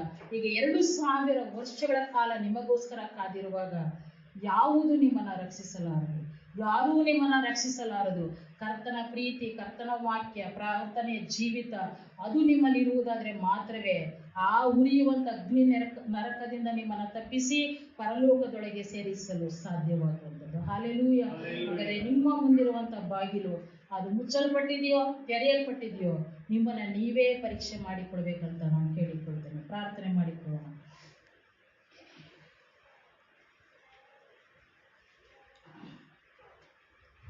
ಸ್ತೋತ್ರ ರಾಜ, ಮಹಾಪರಿಶುದ್ಧನಾದಂಥ ನನ್ನ ದೇವರೇ, ಅಪ್ಪ ನಿನ್ನ ನಾಮಕ್ಕೆ ಸ್ತೋತ್ರ. ಹಳೆ ಒಡಂಬಡಿಕೆಯ ಕಾಲದಲ್ಲಿ ಕರ್ತನೆಪ್ಪ ಮುಚ್ಚಲ್ಪಟ್ಟ ಬಾಗಿಲು ಕರ್ತನೆಪ್ಪ ಅನೇಕ ವಿಧೆಯ ಜನಾಂಗಕ್ಕೆ ಎದುರಾಯ್ತಲ್ಲ ಸ್ವಾಮಿ. ಹೊಸ ಒಡಂಬಡಿಕೆಯ ಭಕ್ತರಿಗಾದರೂ ಕರ್ತನೆಯಪ್ಪ ನೀನು ದೀರ್ಘ ಶಾಂತಿಯಲ್ಲೂ ಇನ್ನೂ ದೀರ್ಘಕಾಲದವರೆಗೂ ಪ್ರತಿ ದಿನವೂ ಕರ್ತನೆಯಪ್ಪ ನೀನು ಕರ್ತನೆಯಪ್ಪ ಪ್ರತಿಯೊಬ್ಬರು ರಕ್ಷಣೆಯನ್ನು ಹೊಂದಬೇಕೆಂತಲೂ ರಕ್ಷಣೆಯನ್ನು ಹೊಂದಿದಂಥ ಜನರು ಪರಲೋಕದ ಬಾಗಿಲಿನ ಕಡೆಗೆ ಬರಬೇಕೆಂತಲೂ ಕರ್ತನೆ ಎದುರು ನೋಡುತ್ತಲೇ ಇದೆಯಲ್ಲ ರಾಜ. ನಿನಗೆ ಸ್ತೋತ್ರಪ್ಪ ಕರ್ತನೆ. ಹೆಸರಿಗೆ ಮಾತ್ರ ಕ್ರೈಸ್ತರಾಗಿ, ಹೆಸರಿಗೆ ಮಾತ್ರ ಬೋಧನೆಯನ್ನು ಕೇಳುವವರಾಗಿದ್ದು ಮತ್ತು ಹೆಸರಿಗೆ ಮಾತ್ರವೇ ಸೇವೆಯನ್ನು ಮಾಡುವವರಾಗಿರದೆ ಕರ್ತನೆಯಪ್ಪ ನಾವೆಲ್ಲರೂ ಕರ್ತನೆ ನಿನ್ನನ್ನು ಮೆಚ್ಚಿಸುವುದಕ್ಕಾಗಿ ಓ ದೇವರೇ ಪ್ರಯಾಸ ಪಡುವಂಥ ಮಕ್ಕಳಾಗಿ ಕಾಣಿಸಲ್ಪಡುವಾಗೆ ಕೃಪೆ ತೋರಿಸು ಕರ್ತನೆ. ನಿನ್ನ ನಾಮಕ್ಕೆ ಸ್ತೋತ್ರ. ಯಾಕೆಂದ್ರೆ ಅಪ್ಪ ಆ ಎತ್ತಲ್ಪಡುವಿಕೆ ಎನ್ನುವಂಥ ಕಾರ್ಯ ಅದು ಕ್ಷಣ ಮಾತ್ರದಲ್ಲಿ ನಡೆದು ಹೋಗುವಂಥ ಕಾರ್ಯವಾಗಿರುವಂಥ ಸಮಯದಲ್ಲಿ ದೇವರೇ ಹೇಗೋ ಕರ್ತನೆ ಅದಕ್ಕಾಗಿ ಈಗಿಂದಲೇ ನಮ್ಮನ್ನು ಸಿದ್ಧಪಡಿಸುವ ಕರ್ತನು ನೀನಾಗಿದೆಯಲ್ಲ, ಅದಕ್ಕಾಗಿ ನಿನ್ನ ನಾಮಕ್ಕೆ ಸ್ತೋತ್ರ ದೇವರೇ. ನಮ್ಮೆದುರಿಗಿರುವಂಥ ಬಾಗಿಲು ಅದು ತೆರೆಯಲ್ಪಟ್ಟ ಬಾಗಿಲೋ ಮುಚ್ಚಲ್ಪಟ್ಟ ಬಾಗಿಲೋ ಎಂಬುದನ್ನು ದೇವರೇ ಇಂದಿನಿಂದ ನಾವು ಕರ್ತನೆಪ್ಪ ನಮ್ಮನ್ನೇ ನಾವು ಪ್ರಶ್ನೆ ಮಾಡಿಕೊಂಡವರಾಗಿ ಕರ್ತನೆ ಆ ಮಾರ್ಗದಲ್ಲಿ ನಡೀಲಿಕ್ಕಾಗುವಾಗೆ ಕೃಪೆ ತೋರಿಸು ರಾಜ. ಓ ದೇವರೇ ಅದು ಮುಚ್ಚಲ್ಪಟ್ಟ ಬಾಗಿಲಾಗಿರುವುದಾದ್ರೆ ಕರ್ತನೆ ನಿನ್ನ ಸಮ್ಮುಖದಲ್ಲಿ ಈಗಿಂದಲೇ ಕರ್ತನೆ ವಾಕ್ಯದ ಜೀವಿತದಲ್ಲೂ ಪ್ರಾರ್ಥನೆಯ ಜೀವಿತದಲ್ಲೂ ನಿನ್ನ ಚಿತ್ತವನ್ನು ನೆರವೇರಿಸುವುದರಲ್ಲೂ ಆಸಕ್ತಿಯಿಂದ ಕಾದಿರುವಂತ ಸಭೆಯಾಗಿ ಕರ್ತನೆ ಇದನ್ನು ಮಾರ್ಪಡಿಸು ಕರ್ತನೆ. ನಿನ್ನ ನಾಮಕ್ಕೆ ಸ್ತೋತ್ರ. ಯಾರೊಬ್ಬರು ಕರ್ತನೆ ನಾಶವಾಗಬಾರದೆಂದು ಕರ್ತನೆ ಅಪ್ಪ ಹೇಗೋ ನಿನ್ನ ಮುದ್ದು ಮಗನನ್ನಪ್ಪ ಲೋಕ ರಕ್ಷಕನಾಗಿ ಕಳಿಸಿಕೊಟ್ಟಿರುವಾಗ ರಾಜ ಹೇಗೋ ನಿನ್ನ ಸಮ್ಮುಖದಲ್ಲಿ ನಾವು ಊಟ ಮಾಡಿದೆವು, ನಾವು ಕುಡಿದೆವು, ನಾವು ಉಪದೇಶವನ್ನು ಕೇಳಿದೆವು. ಹೇಗೋ ಸ್ವಾಮಿ ನಮಗೆ ತೆರೀಲಿ ಎಂದು ಹೇಳಿದರೆ ಸ್ವಾಮಿ ಹೇಗೋ ನೀವು ಯಾರು ನಾವು ಅರಿಯುವು ಮತ್ತು ನಿಮ್ಮ ಗುರುತು ನನಗಿಲ್ಲ ಎಂದು ಹೇಳುವ ಕರ್ತನಾಗಿದೆಯಲ್ಲ. ಓ ದೇವರ ಗುರುತು ಅದು ಪವಿತ್ರಾತ್ಮನ ಪರಿಶುದ್ಧಾತ್ಮನ ಮುದ್ರೆಯಾಗಿದೆಯಲ್ಲಪ್ಪ. ಆ ಮುದ್ರೆಯನ್ನು ಕಳೆದುಕೊಂಡು ಸಭೆಯಾಗಿದ್ದು ಒಂದು ಕಾಲಕ್ಕೂ ನಿಲ್ಲಬಾರದು ಕರ್ತನೆಯಪ್ಪ. ಪವಿತ್ರಾತ್ಮನ ಮುದ್ರೆಯನ್ನು ಹೊಂದಿಕೊಂಡವರಾಗಿ ಕರ್ತನೆಯಪ್ಪ ಹೇಗೋ ಕರ್ತನೆ ಲೋಕದ ಮುದ್ರೆಯಲ್ಲ ಕರ್ತನೆಯಪ್ಪ ಹೇಗೋ ಕರ್ತನೆ ಲೋಕದ ಗುರುತುಗಳೆಲ್ಲ ಸ್ವಾಮಿ ದೇವರೇ ಪರಿಶುದ್ಧಾತ್ಮನ ಗುರುತನ್ನು ಹೊಂದಿಕೊಂಡವರಾಗಿ ಈ ಸಭೆ ನಿನ್ನವರಾಗಿ ಎಲ್ಲಾ ಸಮಯದಲ್ಲೂ ಕಾಣಿಸಲ್ಪಡುವ ಹಾಗೆ ದೇವರೇ ಕೃಪೆ ತೋರಿಸು ರಾಜ. ನಿನಗೆ ಸ್ತೋತ್ರ. ಈ ವಾಕ್ಯದಲ್ಲಿ ಇದುವರೆಗೂ ನಮ್ಮ ಸಂಗಡ ಮಾತನಾಡಿದಿ ಕರ್ತನೆ ನಿನ್ನ ನಾಮಕ್ಕೆ ಸ್ತೋತ್ರ. ಪ್ರತಿಯೊಬ್ಬರನ್ನ ನೀನು ತಾನೆ ಕನಿಕರಿಸು ರಾಜ. ಹೇಗೋ ನಿನ್ನ ವಾಕ್ಯವನ್ನು ಅಸಡ್ಡೆ ಮಾಡಿರುವಂತ ಜನರು ಸಹ ಅಪ್ಪ ಈ ವಾಕ್ಯವನ್ನ ನೆನಪಿಗೆ ತೆಗೆದುಕೊಂಡು ಕರ್ತನೆಪ್ಪ ಅದರ ಕಡೆ ಮನ ತಿರುಗಲಿ ಕರ್ತನೆ. ನಿನ್ನ ನಾಮಕ್ಕೆ ಸ್ತೋತ್ರ. ಹಾಗೆ ಮಾಡುತ್ತೇನೆ. ನಿನಗೆ ಸ್ತೋತ್ರ. ಯೇಸುವಿನ ಹೆಸರಿನಲ್ಲಿ ಪ್ರಾರ್ಥಿಸಿದ್ದೇನೆ ನಮ್ಮ ಜೀವಳ ತಂದೆಯೇ, ಆಮೆನ್.